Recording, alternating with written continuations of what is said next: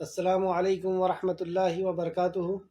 الحمد للہ ان الحمد للہ نحمده ونستعینه ونستغفره ونعوذ باللہ من شرور انفسنا ومن سیئات اعمالنا من يهده الله فلا مضل له ومن يضلل الله فلا هادي له واشهد ان لا اله الا الله واشهد ان محمدا عبده ورسوله اما بعد فان خیر الحدیث کتاب اللہ وخیر الهدی هدی محمد صلی اللہ علیہ وعلی آلہ وسلم وشر الامور محدثاتها وكل محدثۃ بدعہ وكل بدعۃ ضلالہ وكل ضلالۃ فی النار۔ رب اشرح لی صدری ویسر لی امری واحلل عقدۃ من لسانی یفقہوا قولی۔ ہر قسم کی تعریف اور شکر اللہ رب العزت کے لیے لائق اور زیبا ہے، جو ساری کائنات کا ایک و تنہا خالق، مالک، مربی اور منتظم ہے۔ درود و سلام ہو انبیاء اکرام پر، خصوصاً نبی مکرم رحمۃ للعالمین امام الانبیاء محمد صلی اللہ علیہ وسلم پر اور اصحاب پر۔ معزز سامعین اکرام، آج سے سورہ مجادلہ شروع ہو رہی ہے، 28واں پارہ۔ سورہ مجادلہ کی ایک رکوع پچھلی کلاس میں ہم پڑھ چکے ہیں، لیکن کچھ لوگ نئے کلاس میں جوائن ہوئے ہیں، تو اس کا پچھلی رکوع کا مختصر سا بیان میں آپ کے سامنے کرنا چاہتا ہوں۔ مجادلہ کا مطلب ہوتا ہے جھگڑا کرنا، اور مجادلہ جھگڑا کرنے والی۔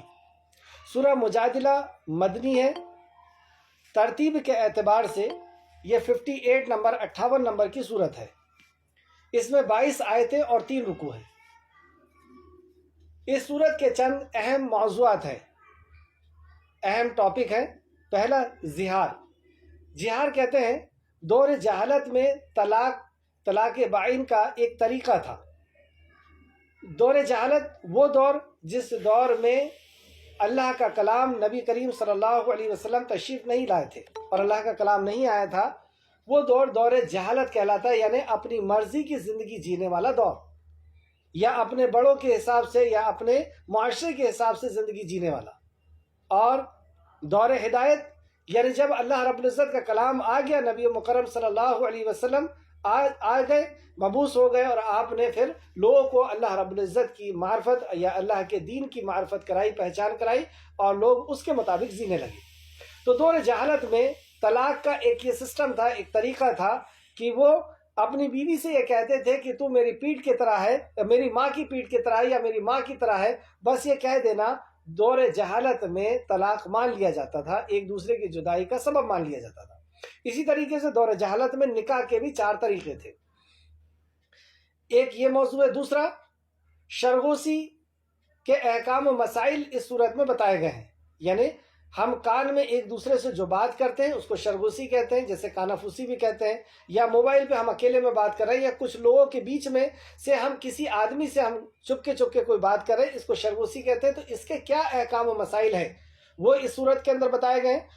تیسرا، معاشرے میں 2 قسم کے لوگ ہوتے ہیں، ایک حزب اللہ یعنی اللہ رب العزت کی جماعت، اللہ رب العزت کے فالوورز سے، اللہ رب العزت کے ماننے والے، اور دوسرا حزب الشیطان۔ تو ہمیں دیکھنا ہے کہ ہم کن لوگوں میں سے ہیں، کیا ہم حزب اللہ کی جماعت میں ہیں یا شیطان کی جماعت میں سے ہیں۔ اللہ ہم سب کو حزب اللہ بنائے، اللہ کی جماعت میں بنائے۔ چوتھا اس کے اندر ہے، اس صورت کا ایک خوبی، اس صورت کی ایک خوبی یہ بھی ہے کہ اس کی ہر آیت میں اللہ سبحانہ و تعالیٰ کی اسماء و صفات کا ذکر ہے، یا تو اللہ کے نام کا ذکر ہے یا اللہ کی صفات کا ذکر ہے، اور اللہ کی صفات سے ہی ہم اللہ رب العزت کی معرفت حاصل کرتے ہیں، اللہ کی پہچان حاصل کرتے ہیں۔ اور علموں میں یہ سب سے اونچا علم ہے کہ اللہ رب العزت کا جاننا، اللہ کو جاننا۔ اعوذ باللہ من الشیطان الرجیم، اے اللہ ہم تیری پناہ میں آتے ہیں شیطان مردود سے۔ بسم اللہ الرحمن الرحیم، اللہ کے ساتھ، بسم اللہ اللہ کے ساتھ، یعنی اللہ کے نام کے ساتھ ہم شروع کرتے ہیں جو رحمان اور رحیم ہے۔ اس عظیم کام کو ہم اللہ رب العزت کے ساتھ، اللہ کے نام کے ساتھ ہم اس کو شروع کرتے ہیں۔ قد سمع اللہ قول التی تجادلک فی زوجہا وتشتکی الی اللہ واللہ یسمع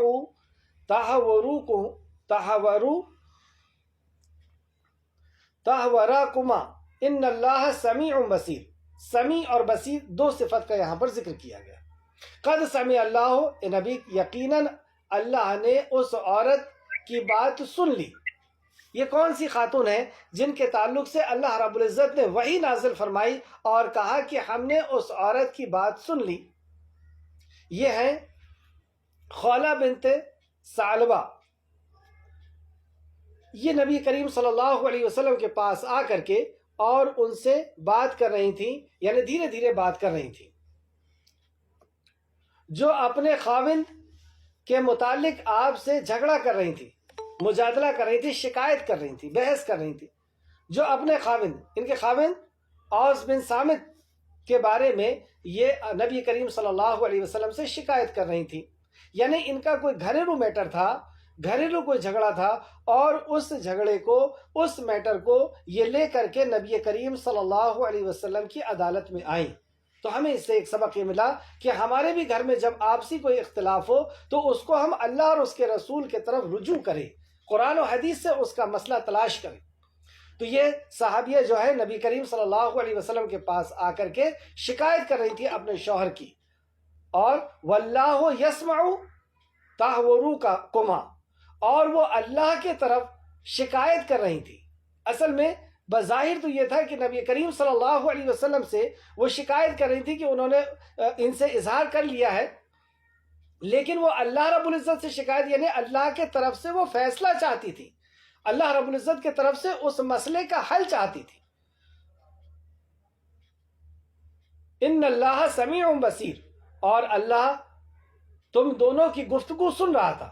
پھر اللہ نے فرمایا اللہ تم دونوں کی گفتگو سن رہا تھا۔ اللہ اکبر! اللہ رب العزت کیسا سننے والا ہے! اس تعلق سے، اور وہ کیسا سننے والا؟ ان اللہ سمیع، بے شک اللہ خوب سننے والا اور خوب دیکھنے والا ہے۔ تو اللہ رب العزت دیکھ بھی رہا ہے، سن بھی رہا ہے۔ اس سننے اور دیکھنے کے تعلق سے یہ خاتون نبی کریم صلی اللہ علیہ وسلم کے گھر آئی تھی، یعنی ماں عائشہ رضی اللہ عنہ کے حجرے میں۔ ماں عائشہ اسی حجرے کے اندر کسی دوسری طرف بیٹھی ہوئی تھی، اور یہ دونوں ایک کونے میں بیٹھ کر کے بات کر رہے تھے۔ اس سے ایک مسئلہ یہ بھی پتہ چلا کہ پردے حجاب کے اندر کسی خاتون سے بات کیا جا سکتا ہے، کیونکہ نبی کریم صلی اللہ علیہ وسلم نے آپ سے بات کیا۔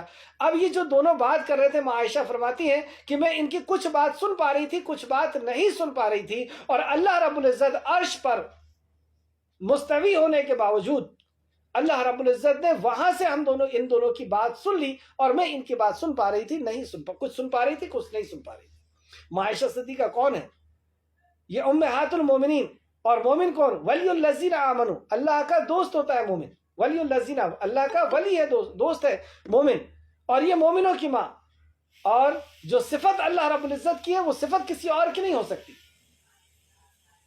اللہ کی صفت ہے کہ وہ ہر کسی کی بات کو سنتا ہے، اور ہر کسی کو با ایک وقت دیکھتا ہے، اور ہر کسی کی بات با ایک وقت سنتا ہے۔ اور ماں عائشہ صدیقہ رضی اللہ عنہ اسی حجرے کے اندر ہے، اور آپ بات کو نہیں سن پا رہی ہیں۔ جیسے امام بخاری نے ایک حدیث لے کے آیا ہے کہ عائشہ رضی اللہ عنہ سے روایت کیا ہے کہ انہوں نے کہا سب تعریف اس اللہ رب العزت کے لیے ہے جس کے کان تمام آوازوں کو خوب سنتے۔ ہر قسم کی تعریف کے لائق تو وہ ذات ہے کہ جس کے کان، جس کی سماع، جس کا سننا ہر کسی آواز کو محیط ہے۔ بحث و جدال کرنے والی یہ خاتون نبی کریم صلی اللہ علیہ وسلم کے پاس آ کر آپ سے گفتگو کر رہی تھی، اور میں گھر کے ایک کونے میں موجود تھی، لیکن میں ان میں سن نہیں پا رہی تھی کہ وہ آپس میں کیا کہہ رہے ہیں۔ آج بخاری شریف حدیث نمبر 7386 آج کے دور میں یہ عجیب عقیدہ بنا لیا گیا ہے کہ فلاں اللہ رب العزت کے بزرگ ہیں اور وہ ہماری بات سن رہے ہیں، ہم دور سے بھی ان کو سنا رہے ہیں، نزدیک سے بھی ہم سنا رہے ہیں، 100 لوگ سنا رہے ہیں، اور سارے شہر والے سنا رہے ہیں۔ یہ ولیوں کی سردار، امہات المومنین، مومنوں کی ماں، اور آپ کیا فرما رہی ہیں کہ میں اسی حجرے کے اندر تھی اور میں ان کی بات نہیں سن پا رہی تھی، اور وہ پاک ذات ہے، وہ ذات، وہ سبحان ہے، وہ پاک ہے کہ جو ان کی بات کو سن رہا تھا، یعنی اللہ رب العزت۔ تو جو صفت اللہ رب العزت کی ہے وہ صفت کسی اور کی نہیں ہو سکتی، لیسا کمثلہ، اس کے مثل کوئی نہیں۔ تو جو صفات اللہ کی وہ کسی کی نہیں۔ تو یہاں پہ کون سی صفات آئی؟ ان اللہ سمیع، اللہ سمیع ہے، سننے والا ہے۔ تو با ایک وقت ہر کسی کی بات ہر کسی لینگویج میں وہ سن لیتا ہے۔ اور بصیر ہر کسی کو ایک وقت دیکھتا ہے، جو صفت کسی اور کی نہیں ہو سکتی۔ تو یہ آپس میں نبی کریم صلی اللہ علیہ وسلم سے جو شکایت کر رہی تھی، مجادلہ کر رہی تھی، بحث کر رہی تھی، وہ یہ تھی کہ ان کے شوہر نے انہیں یہ کہہ دیا، اور کیونکہ ابھی احکام و مسائل نازل ہو رہے تھے اور اس وقت یہ نہیں تھا کہ طلاق کس طریقے سے دی جائے گی، ابتدائی دور ہے یہ مدینہ کا، تو آپ صلی اللہ علیہ وسلم کے یہ صحابی انہوں نے اپنی بیوی کو یہ کہہ دیا غصے میں آ کر کے کہ تو میری ماں کی پیٹھ کی طرح ہے۔ اب جب غصہ ختم ہوا، واپس لوٹ کر کے آئے، تو ان کی بیوی نے کہا کہ خبردار میرے قریب نہیں آنا، میں اس معاملے کو رسول اللہ کے پاس لے کر کے جاؤں۔ آپ رسول اللہ صلی اللہ علیہ وسلم کے پاس آئی اور کہا کہ اس نے جوانی میرے ساتھ گزاری، ہم نے ساتھ میں مل کر کے میری جو ہے دولت کا استعمال کیا، اس سے میرے بچے ہیں، اب میں بڑھاپے کی حالت میں پہنچ گئی ہوں، وہ بھی بڑھاپے کی حالت میں پہنچ گئے، اور انہوں نے مجھے ایسا کہہ دیا، اب میں کیا کروں؟ یہ ایک ٹینشن اور فکر کی بات ہے کہ میں اگر ان سے جدا ہوتی ہوں تو بڑھاپا میں کس طریقے سے گزاروں گی، اور بچوں کا کیا ہوگا؟ بچوں کی کفالت یہ نہیں کر سکتے، اور بچوں کی کفالت میں بھی اکیلے نہیں کر سکتے۔ تو یہ ایک فکر اور پریشانی کی بات تھی، یہ کیسے ہو گیا یہ؟ اب اس کے لیے کیا احکام و مسائل ہے؟ تو یہ بات آ کر کے نبی کریم صلی اللہ علیہ وسلم سے وہ کر رہی، اور وہ کس کی طرف شکایت کر رہی تھی؟ اللہ کی طرف شکایت کر رہی تھی کہ اللہ رب العزت اس کا کیا فیصلہ فرماتا ہے۔ تو ہمارے بیچ میں بھی اگر کوئی اختلاف ہو تو ہمیں چاہیے کہ ہم کتاب اللہ اور سنت رسول اللہ کی طرف لوٹیں، اور اگر ہم کسی سے مسئلہ پوچھ رہے ہیں تو ہمیں یہ ذہن میں ہونا چاہیے کہ اللہ رب العزت کا اس کے اندر کیا حکم ہے، یعنی یہ جو فیصلہ دے رہے ہیں اس میں قرآن و حدیث کے مطابق ہے یا نہیں۔ یہ کہاں سے پتہ چلا؟ جو یہاں پہ کہا گیا اور اللہ کے طرف شکایت کر رہی تھی، یعنی اللہ کے طرف سے وہ فیصلہ چاہ رہی تھی، تو ہمیں بھی اللہ اور رسول اللہ صلی اللہ علیہ وسلم کی طرف سے ہر مسئلے کا فیصلہ چاہنا چاہیے۔ آیت نمبر 2، الذین یظاہرون منکم من نسائہم ما ہن امہاتہم، تم میں سے جو لوگ اپنی بیویوں سے زہار کرتے ہیں وہ ان کی مائیں نہیں۔ اب یہاں پہ احکام اللہ رب العزت نے نازل فرمائے، یہ دو آپس میں بات کر رہے ہیں، اللہ رب العزت نے بات کو سنی اور جبریل امین وحی لے کر کے آ گئے، اور وہی کیا احکام آیا؟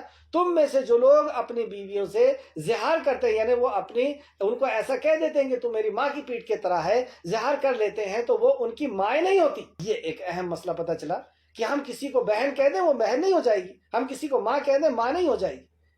جو رشتہ اللہ رب العزت نے طے کیا ہے وہی رشتہ وہ رہے گا، اور ان کی مائیں تو وہی ہیں جنہوں نے انہیں جنم دیا ہے، جنہوں نے ان کی ولادت کی ہے۔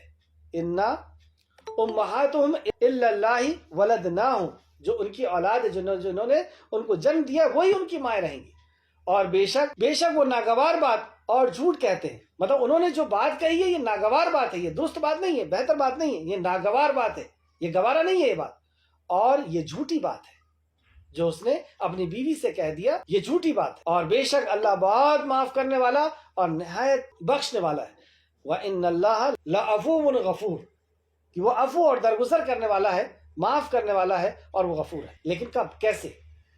اب یہ جو گناہ ہو گیا، دور جہالت کا جو قانون پر انہوں نے عمل کیا، تو اللہ رب العزت معاف کرے گا، لیکن معافی کے دو طریقے بتائے گئے۔ ایک تو یہ کہ جس گناہ پر حد نہیں ہے اس کی تو آپ وضو کر کے نماز پڑھ کے یا ویسے ہی اللہ رب العزت سے توبہ استغفار کر سکتے ہیں، لیکن جن گناہوں پر حد ہے اس کی حد کو پوری کرنا ہوگا، اس کے بعد وہ معافی ہوگی۔ جیسے کسی نے زنا کر لیا تو اب وہ توبہ کرے گا تو معاملہ نہیں بنے۔ اگر اسلامی شریعت ہے تو اگر وہ غیر شادی شدہ ہے تو 100 کوڑے لگیں گے اور وہ توبہ کرے گا تب اس کی توبہ پوری ہوگی۔ شادی شدہ ہے، زنا کیا ہے تو اسے رجم کیا جائے گا، توبہ کرے گا، اب توبہ قبول ہوگی اگر اسلامی شریعت ہے، اور نہیں ہے تو اللہ عالم، اللہ رب العزت اسے معاف فرمائے۔ تو بے شک اللہ بہت معاف کرنے والا اور نہایت بخشنے والا۔ اب یہ جو گناہ ہوا ہے اس کے لیے کیسی توبہ ہوگی؟ اس توبہ کے احکام مسائل اب آ رہے ہیں آیت نمبر 3 کے اندر، والذین یظاہرون من نسائہم ثم یعودون لما قالوا فتحریر، اور جو لوگ اپنی بیویوں سے زہار کریں پھر اپنے کہے ہوئے بات سے رجوع کرتے ہیں، مطلب کہہ تو دیا لیکن اب وہ اپنی بات سے رجوع کرتے ہیں، تو ایک گردن آزاد کرنی ہے اس سے پہلے کہ وہ ایک دوسرے کو چھوئیں۔ اب چھونے کی اجازت نہیں، کب تک؟ جب تک یہ توبہ نہ کرے، اور توبہ کی شکل کہ ایک غلام کو آزاد نہ کریں، یعنی ایک غلام جو ان کے پاس ہے یا تو اسے آزاد کریں یا خرید کر کے آزاد کریں، بہرحال ہر شکل میں ایک غلام کو انہیں آزاد کرنا ہوگا۔ یہ بات کہنے کی وجہ سے اس حکم کی تمہیں نصیحت کی جاتی، ذالکم توعدون بہ واللہ بما تعملون خبیر، اس حکم کی تمہیں نصیحت کی جاتی ہے اور اللہ اس سے خوب باخبر ہے جو تم عمل کرتے ہو۔ جو بھی تم نے عمل کیا ہے اس سے اللہ رب العزت کو غافل مت سمجھو، اللہ کو خوب خبر ہے تمہارے عمل کی، اور تمہیں نصیحت کی جاتی ہے کہ تمہیں اس طریقے سے توبہ کرنی ہے۔ آیت نمبر 4، پھر جو کوئی نہ پائے غلام، پھر کوئی نہ پائے غلام، یعنی اب جیسے اب ہمارا دور ہے، یہاں پہ کوئی غلام کا سسٹم نہیں ہے، یا وہ اس دور میں بھی اس کے پاس اتنی استطاعت نہیں ہے، طاقت نہیں ہے کہ وہ ایک غلام خریدے اور آزاد کرے، تو وہ کیا کرے؟ اس کے پاس اتنی طاقت نہیں ہے، اتنے پیسے نہیں ہے کہ وہ غلام خرید کر کے آزاد کرے، یا اس کے پاس کوئی غلام نہیں ہے کہ جس کو وہ آزاد کرے، یا ہمارا دور ہے اس کے اندر کوئی ایسا نہیں ہے کہ ہم کوئی غلام خرید کر کے آزاد کریں، تو کیا کریں؟ تو اس کے لیے پھر جو نہ پائے غلام تو وہ 2 ماہ کے لگاتار روزے رکھنے ہیں، اس سے پہلے کہ وہ ایک دوسرے کو چھوئے۔ اب یہ دوسری کنڈیشن کہ اسے 2 ماہ کے کنٹینیو روزے رکھنا، ایک کے بعد ایک، بیچ میں کوئی گیپ نہیں۔ پھر جو شخص اس کی استطاعت نہ رکھتا ہو، یعنی وہ ایسا شخص ہے جو بوڑھا ہے، کمزور ہے یا بیمار ہے، اب وہ روزہ رکھنے کی طاقت نہیں رکھتا، اگر روزہ رکھے گا تو وہ ہلاک ہو سکتا ہے، ایسی شکل میں وہ کیا کرے؟ تو پھر جو شخص اس کی استطاعت نہ رکھتا ہو تو 60 مسکین کو کھانا کھلائے۔ اب تیسری شکل یہ بتائی گئی کہ وہ 60 مسکین کو کھانا کھلائے، لیکن اس کے بعد بھی ایک شکل اور آئی رسول اللہ صلی اللہ علیہ وسلم کے پاس کہ انہوں نے کہا کہ یہ اس کی بھی طاقت نہیں رکھتے، بوڑھے ہو چکے ہیں، پیسے بھی اتنے نہیں ہیں کہ غلام خرید کر کے آزاد کریں، روزہ رکھنے کی بھی طاقت نہیں ہے، 60 مسکین کو کھانا کھلانے کی بھی طاقت نہیں، تو رسول اللہ صلی اللہ علیہ وسلم نے ایک ٹوکری کھجور دیا اور کہا کہ اس سے اس کی مدد کرو، اور انہوں نے بھی، یہ خاتون نے بھی انہیں ایک ٹوکری کھجور دیا اور کہا کہ اس سے اس کی مدد کی گئی، اور پھر وہ لوگوں میں تقسیم کیا جائے۔ یہاں تیسری کنڈیشن جو بتائی گئی، اور جو شخص استطاعت نہ رکھتا ہو تو وہ 60 مسکین کو کھانا کھلائے۔ یہ حکم اس لیے ہے کہ تم اللہ اور اس کے رسول پر ایمان لاؤ۔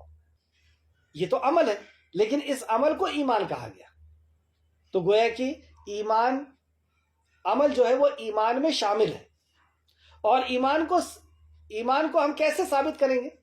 کیسے ہم اس کو ثابت کریں گے کہ ہم ایمان والے ہیں؟ تو ہمارے عمل سے ہی ثابت ہوتا ہے کہ ہم ایمان والے ہیں، اور ایمان کے اندر عمل داخل ہے، اور ایمان کا مطلب ہی ہوتا ہے، ایمان کی اصطلاحی معنی دین کے اندر اس کی میننگ کیا ہے؟ زبان سے اقرار، دل سے یقین، اور اعضاء سے عمل، یہ 3 چیز مل کر کے ایمان بنتی ہے۔ زبان سے اس کا اقرار کرے، دل سے اس کا یقین کرے، اور اعضاء سے عمل کرے۔ امام بخاری کسی ایسے شخص کی حدیث کو نہیں نقل کرتے تھے جس کا عقیدہ یہ نہ ہو کہ ایمان عمل میں شامل ہے۔ دیکھیے عقیدے کی کتنی اہمیت ہے کہ امام بخاری اس کا بھی اہتمام کرتے تھے کہ جس سے میں حدیث لے رہا ہوں اس کا عقیدہ کیا ہے، اور اس چیز میں بھی عقیدہ دیکھتے تھے کہ اس کے نزدیک یہ بات ایسی ہی ہے یا نہیں کہ ایمان عمل ایک ہی چیز ہے، یعنی ایمان کے اندر عمل داخل ہے، عمل شامل ہے۔ تو یہاں پہ اللہ نے فرمایا یہ حکم اس لیے ہے کہ تم اللہ اور اس کے رسول پر ایمان لاؤ، یعنی یہ عمل کرنا ہی اس بات کی دلیل ہے کہ تم ایمان والے ہو، اور یہ اللہ کی حدیں ہیں، اور کافروں کے لیے نہایت دردناک عذاب ہے۔ یہ اللہ کی حد ہے، وَتِلْكَ حُدُودُ اللَّهِ، یہ اللہ کی حدود ہے، وَلِلْكَافِرِينَ عَذَابٌ عَلِيمٌ، اور کافروں کے لیے نہایت دردناک عذاب ہے۔ کافر کون؟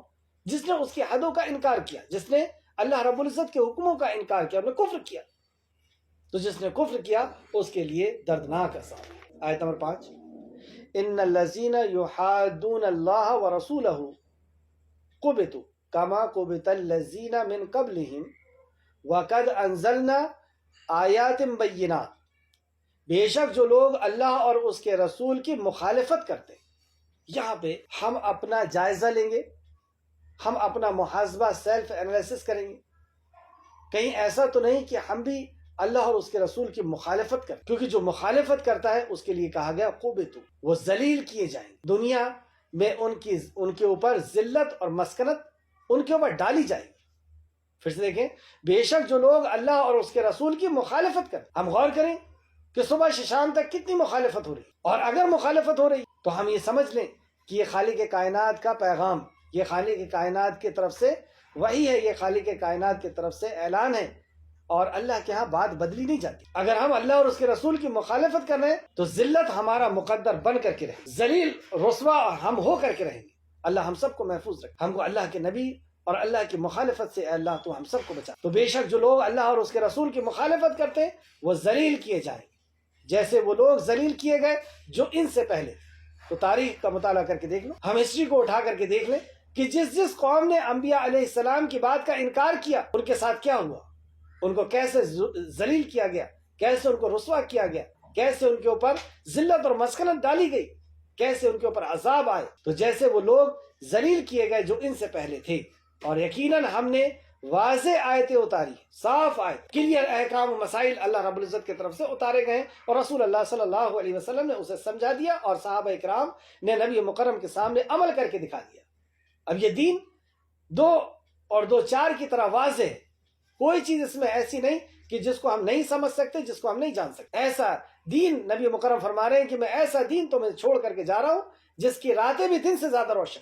مطلب جو بھی مسئلہ ہو، جس چیز کو بھی ہمیں سمجھنا ہو، اس کو ہم قرآن و حدیث کی روشنی میں بہت آسانی سے سمجھ سکتے ہیں۔ وہی یہاں پہ اللہ رب العزت نے فرمایا، اور یقیناً ہم نے واضح آیتیں اتاری ہیں، جو احکام اللہ نے اتارا واضح صاف ستھرے، اور کافروں کے لیے رسوا کن عذاب ہے۔ یہاں پر بھی اس کا کہا گیا کہ کافروں کے لیے رسوا کن عذاب، یعنی جو اللہ اور اس کے رسول کی مخالفت کرتے ہیں وہ کافر، جو اللہ اور اللہ کے رسول کے حکم کی مخالفت کریں، جیسے اللہ نے فرمایا فلا وربک، قسم ہے تیرے پروردگار کی۔ اس بات کی اہمیت کو سمجھے کہ اللہ رب العزت نے اپنی ذات کی قسم کھایا ہے، کہ قسم ہے تیرے پروردگار کی، بات کی اہمیت کو بتانے کی، اس پر یقین دلانے کی، کہ قسم ہے تیرے پروردگار کی، کوئی شخص اس وقت تک مومن نہیں ہو سکتا جب تک محمد صلی اللہ علیہ وسلم کے فیصلے کو آخری فیصلہ نہ تسلیم کر لے۔ یہ مومن کی پہچان ہے، یہ صفت بتائی جا رہی ہے کہ اس وقت تک مومن نہیں ہو سکتا جب تک رسول اللہ کے فیصلے کو آخری فیصلہ نہ تسلیم کر دے، اور رسول اللہ جو فیصلہ کر دے اس کے سے دل کے اندر کوئی کجی اور کمی بھی محسوس نہ کرے۔ تو جس نے اللہ اور اللہ کے رسول کے حکم کی نافرمانی کی، آپ کے فیصلے کی نافرمانی کی، تو یہاں فرمایا وَلِلْكَافِرِينَ عَذَابٌ مُحِيطٌ، اور کافروں کے لیے رسوا کن عذاب ہے۔ آیت نمبر 6، جس دن اللہ ان سب کو اکٹھا کرے گا، یہ حشر کا دن، قیامت کا دن، اور یہ دن ہم سب کے لیے آنے والا، جس طرح سو کر کے ہم اٹھتے ہیں اور دن ہمارے سامنے ہوتا ہے، اسی طریقے سے مر کر کے ہم کو اٹھنا ہے اور اپنے رب کے سامنے حاضر ہونا ہے۔ جو جس دن اللہ ان سب کو اکٹھا کرے گا، یعنی زندہ کرے گا، پھر ان کو جتائے گا جو انہوں نے عمل کیے، یعنی ہم جب اٹھائے جائیں گے، مر کر کے جب ہم اپنے رب کے سامنے اٹھائے جائیں گے تو اللہ ہمیں جتائے گا، ہمیں بتائے گا جو ہم نے عمل کیے، کتنی نافرمانیاں کی اللہ کی، کتنی نافرمانیاں کی رسول اللہ کی، وہ ہمیں بتائے گا، اور اللہ نے ان کو گن رکھا ہے جبکہ وہ انہیں بھول گئے۔ اللہ اکبر! کیا ہمیں یاد ہے کہ آج ہم نے کتنی نافرمانیاں کی، اس ہفتے میں کتنی کی، اس مہینے میں کتنی نافرمانیاں کی، گنا ہے، ہم نے لکھا ہے۔ وہی اللہ نے فرمایا کہ اللہ نے اسے گن رکھا ہے۔ غور کریں کتنا ہمیں محاسبہ کرنا چاہیے کہ ہماری جتنی بھی نافرمانیاں ہیں اللہ نے اسے لکھا ہوا ہے، گنا ہوا ہے، ہم بچ نہیں سکتے۔ کیا راستہ ہے کہ اب ہم رجوع کر لیں، توبہ کر لیں، اللہ کی طرف آ جائیں، اور اپنے ہر عمل پہ نظر رکھیں کہ کون سا عمل اللہ اور اللہ کے نبی کے خلاف جا رہا ہے، کیونکہ اللہ رب العزت اسے گن رہا ہے۔ اللہ نے فرمایا اللہ ان کو گن رکھا ہے جبکہ وہ انہیں بھول گئے۔ ہم تو بھول جاتے ہیں نا عمل کر کے، لیکن اللہ نے گنا۔ واللہ علی کل شیء شہید، اور اللہ ہر چیز پر نگران ہے، شہید ہے، شاہد ہے، گواہ ہے، نگران ہے، دیکھ رہا ہے۔ یہ بھی ایک اللہ کی صفت ہے، ہر کسی کو دیکھ رہا ہے، ہر کسی کے لیے وہ شاہد ہے، وہ گواہ ہے، اور اللہ ہر شے پر نگران ہے۔ آیت نمبر 7، الم تری ان اللہ یعلم ما فی السماوات و ما فی الارض، اے نبی مکرم صلی اللہ علیہ وسلم، کیا آپ نے نہیں دیکھا کہ بے شک اللہ جانتا ہے جو کچھ آسمانوں میں ہے اور جو کچھ زمین کے اندر۔ یہاں پر اللہ رب العزت کے علم کے بارے میں ہم دیکھیں کہ اللہ کا علم کیسا ہے، جو کچھ زمین و آسمان کے اندر ہے سب کچھ اللہ رب العزت جان، اس کے علم کے اندر وہ دیکھ رہا ہے۔ یہاں پہ علم صفت ذاتی ہے جو اس کی ذات کے ساتھ لازم ہے، اللہ کی ذات کے ساتھ لازم ہے۔ صفت کی 2 قسمیں، جو صفات ہم پڑھتے ہیں اس کی 2 قسمیں، ایک صفت ذاتیہ اور ایک صفت فعلیہ، فعل یعنی عمل، کام۔ صفت ذاتیہ وہ صفت جو ذات کے ساتھ لازم ہے، یعنی ذات کے ساتھ لازم ہے. جیسے علم ہمیشہ ہے اللہ کے ساتھ، اللہ کی ذات کے ساتھ ہمیشہ علم ہے. ہر چیز کو ہمیشہ وہ جانتا ہے، ہر وقت جانتا ہے. سمع سنتا ہے، ہر وقت سنتا ہے. مخلوق نہیں سن سکتی ہم ہر وقت، اور ہر کسی کی بھی بات نہیں سن سکتی، ہر لینگویج کو نہیں سن سکتی. لیکن اللہ لیس کمثلہ، اس کے مثل کوئی نہیں، تو وہ ہمیشہ سنتا ہے. بصر، وہ دیکھ رہا ہے تو ہمیشہ دیکھ رہا ہے. تو یہ سب صفات جو ہے اس کے لازم ہے، کبھی جدا نہیں ہوتی. اور صفت فعلیہ وہ صفت ہے جس کا تعلق اللہ کے فعل کے ساتھ ہے، اور اس کے فعل کا صدور اللہ کی مشیت کے ساتھ، اللہ رب العزت کی مشیت کے ساتھ. جب چاہے وہ فعل انجام دے دیتا ہے اور جب چاہے نہ دے. جیسے صفت نزول، جب چاہے اللہ رب العزت نزول کرتا ہے، جیسے ہم نے سنا آسمان دنیا پہ اللہ رب العزت نزول کرتا ہے جیسے اس کے شان کو لائق، تو آسمان دنیا پر نزول فرماتا ہے، اور یہ صفت ہے. تو یہاں پہ جو صفت کا ذکر کیا گیا، الم ترا ان اللہ یعلم ما فی السماوات و ما فی الارض، کیا آپ نے نہیں دیکھا، کیا آپ نہیں جانتے، کیا آپ تک یہ وحی نہیں پہنچی، کیا آپ کو یہ علم نہیں، کیا آپ نے نہیں دیکھا کہ بے شک اللہ جانتا ہے جو کچھ آسمانوں میں ہے اور جو کچھ زمین کے. مطلب ہر ذرہ اللہ رب العزت کے نظر میں ہے، اللہ رب العزت کے واچ میں ہے. اللہ رب العزت اسے دیکھ رہا ہے، اسے سن رہا ہے، اسے جان رہا ہے، اس کی حفاظت کر رہا ہے، اس کی ضرورتوں کو سمجھ رہا ہے. یعنی ہم سب اللہ رب العزت کی نظر میں ہے، اللہ ہمیں دیکھ رہا ہے، ہماری حفاظت بھی کر رہا ہے، ہماری ضرورتوں کو بھی پورا کر رہا ہے، ہمیں جان بھی رہا ہے، اور ہمارے اعمال کو بھی جان رہا ہے کہ ہم اللہ رب العزت کی کیا نافرمانی کر رہے ہیں یا کیا فرمانبرداری کر رہے ہیں. ما یکون من نجوى ثلاثۃ الا هو رابعهم ولا خمسۃ الا هو سادسهم ولا ادنى من ذلك ولا اکثر الا هو معهم اینما کانوا. تم تین افراد کی کوئی سرگوشی نہیں ہوتی مگر وہ ان میں چوتھا ہوتا ہے. تم تین آدمی جو آپس میں بات کر رہے ہو، اصل میں یہ تین نہیں، اس میں چوتھا کون ہے؟ اللہ رب. یہ سرگوشی کے احکام مسائل چل رہے ہیں کہ ہم یہ خبردار ہو جائیں کہ ہم اگر دو آپس میں بات کر رہے ہیں، اور فون پہ بھی اگر بات کر رہے ہیں، اکیلے میں بھی بات کر رہے ہیں، محفل سے ہٹ کے بھی بات کر رہے ہیں، تو ہم کیا بات کر رہے ہیں؟ ہمارے ذہن میں یہ بات ہونی چاہیے کہ ہم اللہ کی نافرمانی کی بات کر رہے ہیں یا اس کی فرمانبرداری کی بات کر رہے ہیں. کیونکہ ہم دو نہیں ہیں، ہم تین نہیں ہیں، چوتھا اللہ رب العزت ہے. اور آگے فرماتا اللہ، اور نہ 5 آدمی کی ہے مگر وہ ان میں چھٹا ہوتا ہے. اور جو 5 آدمی سرگوشی کر رہے ہیں، میٹنگ کر رہے ہیں، بات کر رہے ہیں، تو اس میں چھٹواں اللہ ہے. ہم جو بھی میٹنگ کر رہے ہیں، جو بھی بات کر رہے ہیں، جو بھی سازشیں کر رہے ہیں، یا نیکی کے کام کی کوئی پلاننگ کر رہے ہیں، تو اللہ رب العزت چھٹواں اس کے ساتھ ہے. 5 اگر ہے تو چھٹواں ہے، اور نہ اس سے کم اور نہ زیادہ مگر ان کے ساتھ ہوتا ہے جہاں پر بھی وہ ہوں. نہ ان سے کم، یعنی 2-3 سے کم 2 لوگ بھی اگر آپس میں بات کر رہے ہیں، اور زیادہ کتنی بڑی جماعت آپس میں سرگوشی کر رہی ہے، پلاننگ کر رہی ہے، بات کر رہی ہے، پلاننگ جو بھی کر رہے ہیں، اللہ رب العزت ان کے بیچ میں جہاں کہیں بھی ہو. کوئی بستر کے اندر دب کر کے اور کسی سے فون پہ بات کر رہا ہے، اللہ رب العزت اس کی بات کو سن رہا ہے. تیسرا اللہ ہے. پھر وہ روز قیامت انہیں جتائے گا جو انہوں نے عمل کیا ہے. ثم ينبئهم بما عملوا یوم القیامت. قیامت کے دن وہ انہیں بتائے گا جو کچھ بھی انہوں نے عمل کیا، جو بھی انہوں نے سرگوشی کی تھی، جو بھی انہوں نے بات کی تھی، اللہ رب العزت اسے بھی اس کے سامنے لائے. یہاں سے ہمیں پتہ چلا اللہ ہمیں دیکھ رہا. جب بھی ہم آپس میں بات کر رہے ہیں، فون پہ بھی بات کر رہے ہیں، یا 2 آدمی بیٹھ کر کے بات کر رہے ہیں، کوئی مرد اور عورت بات کر رہے ہیں، تو انہیں جاننا چاہیے کہ اللہ رب العزت ان کی بات سن رہا ہے.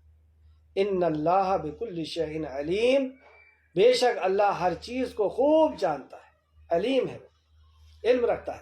اس تعلق سے سورہ توبہ آیت نمبر 78 میں اللہ فرماتا ہے، کیا ان کو معلوم نہیں، آیت نمبر 78، کیا ان کو معلوم نہیں، کیا تمہیں علم نہیں، کیا تم نہیں جانتے، کیا ان کو معلوم نہیں کہ اللہ تعالیٰ ان کے بھیدوں اور سرگوشیوں تک کو سے آگاہ ہے. مطلب ان کے دلوں کے اندر جو بات ہے، جو بھید ہے، اور جو سرگوشی کر رہے ہیں، ایک دوسرے سے کانافرسی کر رہے ہیں، اللہ اس سے آگاہ ہے، اللہ جانتا ہے.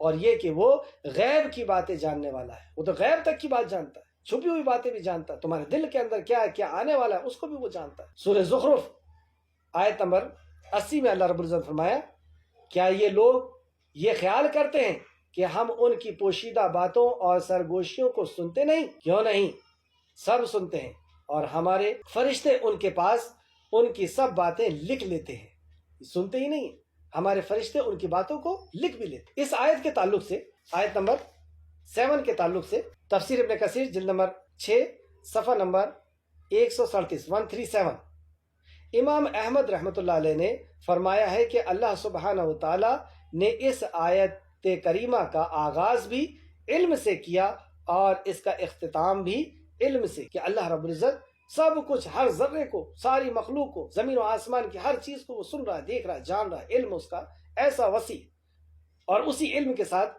اس آیت کا اختتام بھی اللہ رب العزت نے فرمایا۔ آیت نمبر 8، الم تری الی الذین نہوا عن النجوی، کیا آپ نے ان لوگوں کے طرف نہیں دیکھا جنہیں سرگوشیاں کرنے سے روکا گیا تھا؟ یہ کانفوسی کرنے سے روکا گیا تھا۔ کن کو روکا گیا تھا؟ یہ یہودی اور منافقین ہیں جنہیں سرگوشیاں کرنے سے روکا گیا تھا۔ نبی کریم صلی اللہ علیہ وسلم نے ان کو بلا کر کے روکا کہ ایسا نہ کرو۔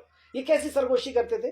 جب کوئی مومن جاتے تو آپس میں دو لوگ اکٹھا ہو کر کے اور بات کرنے لگتے، اور اس سے مومن جو ہے وہ ڈر جاتے، دہشت میں آ جاتے کہ یہ کیا ہمارے خلاف بات کر رہے ہیں، کہیں ایسا تو نہیں کہ ہمیں قتل کرنے کی سازش کر رہے ہیں، کوئی ہمیں نقصان پہنچانے کی سازش کر رہے ہیں۔ تو ایسا دماغی طور پہ انہیں ہراس کر کہ آپس میں بات کر رہے ہیں تاکہ وہ ٹینشن میں آئے، وہ فکر میں آئے کہ میرے خلاف کیا سازش ہو رہی ہے، کیا پلاننگ کی جا رہی ہے۔ اور یہاں تک کہ بعض دفعہ تو صحابہ یہاں تک سمجھتے تھے کہ کہیں یہ ہمیں ہلاک کرنے کی سازش تو نہیں کر رہے ہیں، ختم کرنے کی سازش تو نہیں کر رہے ہیں۔ تو نبی کریم صلی اللہ علیہ وسلم نے اس کیفیت کو جانتے ہوئے اس حکم کو نازل فرمایا کہ تم آپس میں اس طرح سرگوشی نہیں کر سکتے۔ آیت کو پھر سماعت فرمائے کہ آپ نے ان لوگوں کی طرف نہیں دیکھا جنہیں سرگوشی کرنے سے روک دیا گیا تھا، پھر وہ اس چیز کے طرف لوٹتے ہیں جس سے انہیں روکا گیا، لیکن وہ مانے نہیں، وہ باز نہیں آئے۔ کون کون؟ یہودی اور منافقین، وہ باز نہیں آئے۔ وہ اس کے بعد بھی سرگوشیاں کرتے، وہ پلاننگ کرتے، ڈراتے۔ اور وہ سرگوشی کیسی کرتے تھے؟ اور وہ گناہ، زیادتی اور رسول کی نافرمانی کی سرگوشیاں کرتے تھے۔ یہ منافقین اور یہودی کس چیز کی سرگوشی کرتے تھے، اور ہم بھی غور کریں کہ ہم کس چیز کی سرگوشیاں کرتے ہیں۔ 3 چیز یہاں پہ بتائی گئی، اور وہ لوگ گناہ کی سرگوشی کرتے ہیں۔ اب ہم دیکھیں کہ کہیں فون پہ ہم گناہ کی باتیں تو نہیں کرتے، اللہ کی نافرمانی کی باتیں، غیبت، چغلی یا اپنی نفسانی کوئی خواہشات یا اس طریقے کی کوئی بات تو نہیں کرتا۔ اللہ ہم سب کو محفوظ رکھے، لا حول ولا قوت الا باللہ۔ اے اللہ ہمیں توفیق عطا فرما کہ ہم ایسے گناہوں سے بچ سکیں، اے اللہ ہم سب کو محفوظ کر لے۔ تو اللہ رب العزت نے یہاں پر ان یہودی اور منافقوں کا وتیرہ، ان کا طریقہ بتایا کہ وہ گناہ کی اور زیادتی کی، کہ کسی مسلمان پہ زیادتی کرے، وہ زیادتی کی اور رسول کی نافرمانی کی سرگوشیاں کرتے ہیں۔ اور جب وہ آپ کے پاس آتے ہیں، اب دوسرا ان کا عمل، اور جب وہ آپ کے پاس آتے ہیں تو آپ کو اس کلمے کے ساتھ سلام کرتے ہیں کہ اللہ نے اس کے ساتھ آپ کو سلام نہیں، اللہ نے جو سلام نہیں کیا، جو سلام کی تعلیم نہیں دی۔ اور سب سے پہلے تو سلام کی ہی تعلیم دی گئی۔ آدم علیہ السلام جب بنے، جب آپ کو روح پھونکی گئی تو آپ نے سب سے پہلا عمل کیا؟ فرشتوں کے قریب گئے، اور اللہ رب العزت نے سکھایا کہ سلام کرو۔ تو آدم علیہ السلام نے سلام کیا، اور پھر فرشتوں نے بھی ان کے جواب دیا۔ تو یہ سلام جو اللہ رب العزت نے سکھایا، اور جو ان اللہ وملائکۃ یصلون علی النبی یا ایھا الذین آمنوا صلوا علیہ وسلموا تسلیما۔ تو اللہ کا سلام کیا ہے؟ کہ سلامتی نازل کرنا، سلامتی انڈیل دینا، فرشتوں کا سلامتی کی دعا کرنا، اور ہمارا سلام سلامتی کی دعا کرنا، اور اللہ کا سلامتی نازل کرنا، اللہ کا سلام سلامتی نازل کرنا۔ تو جو سلامتی سکھائی گئی تھی اس طریقے سے ہی آپ کو سلام نہیں کرتے۔ تو یہودی نبی کریم صلی اللہ علیہ وسلم کو ویسا سلام نہیں کرتے تھے جیسا سلام اللہ رب العزت نے سکھایا۔ تو یہ کیسا سلام کرتے تھے؟ امام مسلم نے ایک حدیث لے کر کے آئے ہیں، سیدنا عائشہ رضی اللہ عنہ بیان کرتی ہیں کہ ایک مرتبہ یہودی رسول اللہ صلی اللہ علیہ وسلم کے پاس آئے اور انہوں نے کہا، السلام علیکہ، سام کہتے ہیں موت کو، السلام علیکہ یا ابو قاسم، اے ابو قاسم تمہیں موت آئے۔ استغفر اللہ۔ آپ صلی اللہ علیہ وسلم نے جواب دیا، وعلیکم، وعلیکم یعنی بلکہ تم پر بھی، مطلب جو تم نے کہا ہے ویسے ہی تمہارے لیے بھی۔ تو آپ نے یہ جواب دیا۔ لیکن عائشہ رضی اللہ عنہ نے دوسرا جواب۔ عائشہ رضی اللہ عنہ اب ناراض ہوئی، اور ظاہر سی بات ہے نبی مکرم صلی اللہ علیہ وسلم کی شان میں اتنی بڑی گستاخی۔ تو عائشہ نے کہتی ہیں کہ میں نے کہا بلکہ تمہیں ہی موت آئے اور ذلت تمہارا مقدر بنے۔ تو رسول اللہ صلی اللہ علیہ وسلم نے فرمایا، اے عائشہ تو اپنی زبان سے نازیبا الفاظ ادا نہ کرو۔ اے عائشہ آپ اپنی زبان سے نازیبا الفاظ جو ہے استعمال نہ کریں، ادا نہ کریں۔ عائشہ رضی اللہ عنہ نے کہا کیا آپ نے نہیں سنا جو انہوں نے کہا؟ تو آپ صلی اللہ علیہ مطلب آپ کہتے ہیں کہ کیا آپ نے نہیں دیکھا کہ اتنی بڑی گستاخی کہ انہوں نے یہ الفاظ کہا؟ تو آپ صلی اللہ علیہ وسلم نے کہا، فرمایا کیا میں نے ان سے ان کی غلط بات کو انہی پر لوٹا نہیں دیا؟ میں نے ان سے ان کے جواب میں کہا وعلیکم، کہ تم پر بھی ویسا ہی ہو۔ یہ امام مسلم نے روایت کیا، مسلم شریف حدیث نمبر 5656۔ اس سے کیا پتہ چلا کہ رسول اللہ صلی اللہ علیہ وسلم نے یہود کی اس بدتمیزی کا جواب یا ان کے سلام کا جواب ہمیں سکھایا کہ وعلیکم ہم کہیں۔ ایک اور حدیث دیکھتے ہیں جو امام بخاری نے لے کر آئے۔ سیدنا انس بن مالک رضی اللہ عنہ بیان کرتے ہیں کہ ایک یہودی رسول اللہ صلی اللہ علیہ وسلم کے پاس سے گزرا اور اس نے آپ صلی اللہ علیہ وسلم نے کہا السلام علیکہ، تمہیں موت آئے۔ تو رسول اللہ صلی اللہ علیہ وسلم نے فرمایا وعلیکہ، اور تمہیں بھی۔ پھر رسول اللہ صلی اللہ علیہ وسلم نے صحابہ کرام سے پوچھا تم جانتے ہو کہ وہ کیا کہہ رہا تھا؟ وہ کہہ رہا تھا السلام علیکہ، یعنی تمہیں موت آئے۔ تو صحابہ اکرام رضی اللہ عنہ نے کہا اے اللہ کے رسول، کیا ہم اسے قتل نہ کر دیں؟ تو اتنی بڑی گستاخی کی تو صحابہ کا منہج کیا کہ کیا ہم اس کو قتل نہ کر دیں؟ تو آپ نے فرمایا نہیں، ہاں جب اہل کتاب تمہیں سلام کیا کریں تو تم انہیں صرف وعلیکم کہہ دیا کرو۔ تو اہل کتاب یعنی وہ لوگ جن کے اوپر کتاب نازل ہوئی، یہود نصرانی، وہ جب تم پہ سلام کرے تو تم کیا کہا کرو؟ وعلیکم کہہ دیا کرو۔ بخاری شریف حدیث نمبر 6926۔ ایک اور حدیث جو امام بخاری لائے ہیں، سیدنا عبداللہ بن عمر رضی اللہ عنہ بیان کرتے ہیں رسول اللہ صلی اللہ علیہ وسلم نے فرمایا جب یہود تمہیں سلام کہتے ہیں تو تم وہ سلام کے بجائے السلام علیکہ کہتے ہیں۔ مطلب وہ جب تمہیں سلام کرتے ہیں تو سلام کے بجائے وہ کیا کہتے ہیں؟ السلام علیکہ کہتے ہیں۔ تو ان کے جواب میں تم فقط یعنی صرف وعلیکہ کہہ دیا کرو۔ بخاری شریف حدیث نمبر 6257۔ خلاصہ آیت نمبر 7 اور 8، ان آیتوں میں یہودیوں کی سرکشی کا ذکر ہے کہ آپ صلی اللہ علیہ وسلم کو السلام کہا کرتے تھے، اور ان کے تعلق سے نبی کریم صلی اللہ علیہ وسلم نے یہ احکام نازل کیے کہ ان کو اس طریقے سے سلام کا جواب دینا ہے۔ واپس آیت کی طرف آئیں، آیت نمبر 8 کو پھر سے دیکھیں۔ اور جب وہ آپ کے پاس آتے ہیں تو آپ کو اس کلمے کے ساتھ سلام کرتے ہیں کہ اللہ نے اس کے ساتھ سلام نہیں کیا، اور وہ اپنے دل میں کہتے ہیں اللہ ہمیں اس کی وجہ سے کوئی عذاب نہیں دیتا جو ہم کہتے ہیں۔ مطلب اللہ ہمیں اس کے وجہ سے کوئی عذاب کیوں نہیں دیتا؟ ہم اتنی بڑی گستاخی کر رہے ہیں رسول اللہ کی شان میں کہ ہم اس انداز میں سلام کر رہے ہیں اور ان کی نافرمانی بھی کر رہے ہیں، تو پھر ہم پر عذاب کیوں نہیں آ رہا؟ تو عذاب آنا گناہ کے اوپر یہ ایک اللہ کا قانون ہے۔ یہ دو طرح سے ہوتا ہے، ایک وہ شخص جس کے ساتھ اللہ رب العزت نے یہ فیصلہ کر لیا ہے کہ اسے سخت سزا دی جائے گی، مطلب اسے جہنم میں داخل کیا جائے گا، تو اللہ رب العزت اس کے گناہوں پر اس کو ڈھیل دیتا ہے۔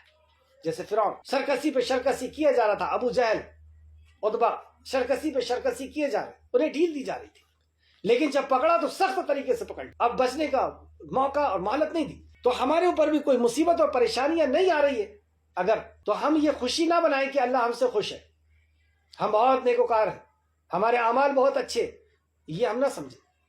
ہم اپنا جائزہ لیتے رہیں کہ ہمارے اعمال کیسے ہیں۔ کہیں ایسا تو نہیں کہ ہم گناہ کر رہے ہیں، معصیت کا کام کر رہے ہیں، اللہ کے نبی کی نافرمانی کر رہے ہیں، اور اس کے بعد ہمارے اوپر پکڑ نہیں آ رہی، تو گویا کہ یہ سمبال، یہ پہچان، یہ خبر ہے اس بات کی کہ اللہ رب العزت واقعی ہم سے ناراض ہے، وہ ہمیں ہماری سخت پکڑ کرے گا، کہیں ایسا نہ ہو جائے۔ اور ایک وہ ہوتا ہے کہ کوئی شخص گناہ کرے اور اللہ رب العزت کی فوراً پکڑ آ جائے، تو یہ اس کے لیے ایک اچھی خبر ہے۔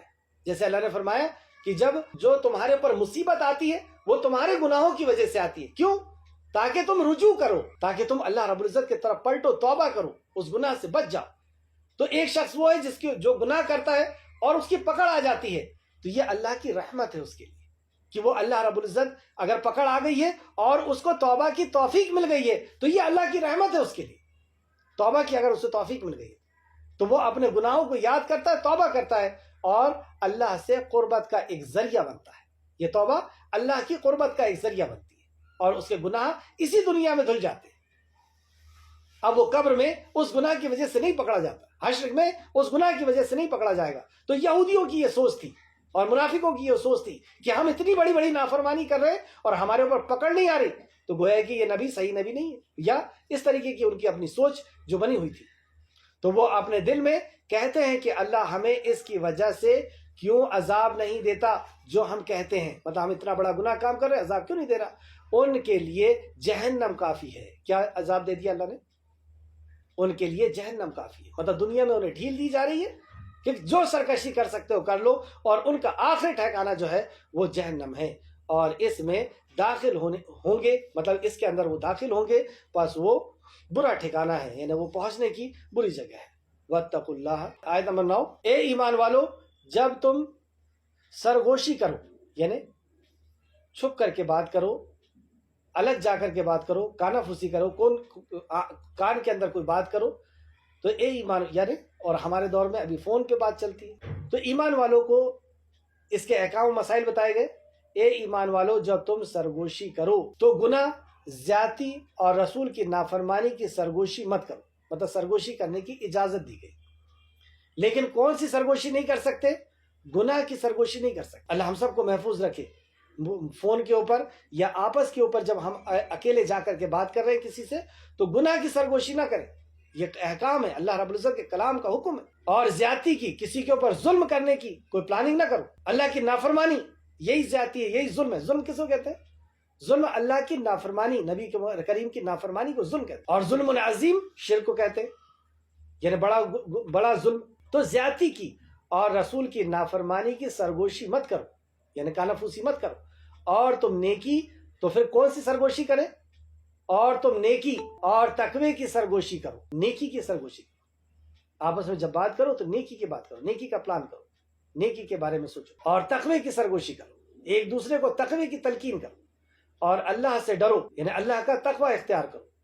وَاتَّقُوا اللَّهَ الَّذِي إِلَيْهِ تُحْشَرُونَ، اور اللہ سے ڈرو جس کے پاس تمہیں اکٹھا کیا جائے گا۔ اللہ اکبر، معاشرے کو کس طریقے سے صاف کیا جا رہا ہے، کیونکہ یہی سرگوشی بعض دفعہ بڑے بڑے حادثے کا سبب بنتی ہے، بڑے بڑے جھگڑے اور لڑائی کا سبب بنتی ہے، کہ وہ آپس میں کھڑے ہو کر کے بات کر رہے تھے، وہ ضرور میرے بارے میں بات کر رہا ہوں، پھر آدمی اس کے بارے میں سوچتا ہے، بدگمانیاں کرتا ہے، اور پھر بدگمانی کے بعد حسد پیدا ہوتا ہے، اور بڑھتے بڑھتے جنگ و جدال تک بات جاتی ہے۔ تو سرگوشیوں کے آداب بتائے گئے۔ آداب کس طرح ہے؟ رسول اللہ صلی اللہ علیہ وسلم نے سرگوشیوں کے آداب جو بتائے ہیں، اس کے تعلق سے امام بخاری اور مسلم نے ایک حدیث لے کر کے آئے۔ سیدنا عبداللہ بن مسعود رضی اللہ عنہ بیان کرتے ہیں کہ رسول اللہ صلی اللہ علیہ وسلم نے فرمایا، جب تم 3 آدمی ہو تو ایک کو علیحدہ چھوڑ کر دوسرے سرگوشی نہ کرو، مطلب 3 آدمی کھڑے ہوئے ہیں اور 2 آدمی الگ جا کر کے اور کان میں بات نہ کرو، یہ احکام، یہ حکم، یہاں تک کہ تم لوگوں سے الگ مل جاؤ، یہاں تک کہ تم بہت سارے ہو جاؤ۔ اگر تم بہت سارے ہو تو پھر ٹھیک ہے، 2 آدمی الگ جا کر کے بات کریں، چلے گا، لیکن تم صرف 3 ہو تو 2 آدمی ہٹ کر کے بات نہیں کر سکتے، کیونکہ اس سے تیسرے کو رنج ہوگا۔ اللہ اکبر، اللہ مومن کے رنج کو بھی سمجھ رہا کہ اسے رنج نہیں پہنچا سکتے۔ اسے کیا لگے گا کہ مجھ سے ہٹ کر کے یہ بات کر رہے ہیں، کیا بات ہے، کیا میں نہیں جان سکتا اس بات کو، کیا یہ میرے خلاف بات کر رہے ہیں؟ اسے اپنے آپ میں شرمندگی محسوس ہوگی کہ میں اس لائق نہیں کہ میرے سامنے یہ بات کی جائے، کیا میں منافق ہوں، کیا کسی کو جا کر کے بتا دوں گا، کیوں نہیں کر رہا یہ میرے سامنے بات؟ تو یہ جو اس کو ٹینشن، فکر اور افسوس جو ہو رہا ہے، اس کو اللہ رب العزت نے اس کے تعلق سے احکام نازل کیا کہ تم 3 ہو تو 2 لوگ الگ ہو کر کے بات نہیں کر سکتے، ہاں اس سے اجازت لینی ہوگی۔ وہ آگے کی حدیث میں آ رہا ہے، اس حدیث کا نمبر لکھیں، بخاری شریف حدیث نمبر 6290، مسلم شریف حدیث نمبر 2184۔ امام مسلم نے ایک حدیث لائے، سیدنا عبداللہ بن عمر رضی اللہ عنہ بیان کرتے ہیں کہ رسول اللہ صلی اللہ علیہ وسلم نے فرمایا، جب تم 3 ہو تو تیسرے کی اجازت کے بغیر 2 آپس میں سرگوشی نہ کرو، کیونکہ یہ بات اسے غمناک کر دے گی، اسے غم ہوگا کہ مجھے اس لائق نہیں سمجھ رہا کہ راز کی بات کرے۔